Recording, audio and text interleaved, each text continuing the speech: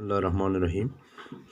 بچوں، 8ویں کی کلاس اردو سبق کا نام ہے گوتم بدھ، اور گوتم بدھ کی پیدائش 563 عیسوی میں 563 قبل مسیح میں ہوئی تھی، اور 483 عیسوی میں وہ وفات پا گئے تھے۔ تو سبق ہے، گوتم بدھ کا اصل نام سدھارتھ تھا۔ وہ بدھ مت کے بانی ہیں، جو دنیا کے مذاہب میں سے ایک ہے۔ سدھارتھ کپل وستو کے راجا کا بیٹا تھا، جو نیپال کی سرحدوں کے نزدیک شمالی ہندوستان کا ایک شہر ہے۔ سدھارتھ، جس کی ذات گوتم اور قبیلہ شاکیہ تھا، نیپال کی موجودہ سرحدوں کے بیچ لمبائی کے مقام پر 563 قبل مسیح میں پیدا ہوا۔ 19 برس کی عمر میں ان کی شادی اپنی ہم عمر ماموزاد بہن سے ہوئی۔ شاہی محل میں پرتعیش ماحول میں ان کی پرورش ہوئی، تاہم وہ خود اس ماحول کا ہو کر نہیں ہوئے۔ وہ بے کل رہتے تھے۔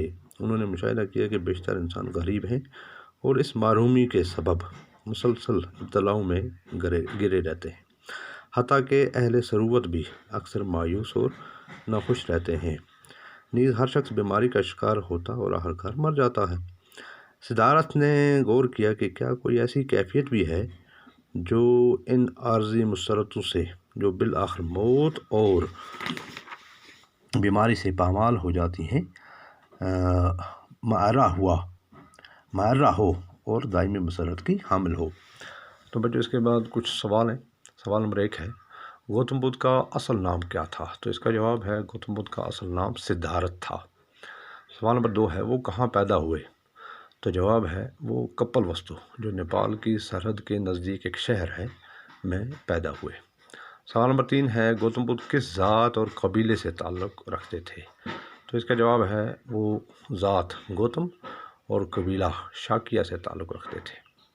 پھر الفاظ معنی ہیں، بانی کا مطلب بنیاد ڈالنے والا، پرتعیش عیش و عشرت سے بھرپور، ہوگر عادی، بے کل، بے سکون۔ پھر واحد جمع ہیں، مذہب مذاہب، دین ادیان، غریب غربا، مسکین مساکین۔ تو بچوں، یہ تھا آج کا سبق۔ شکریہ۔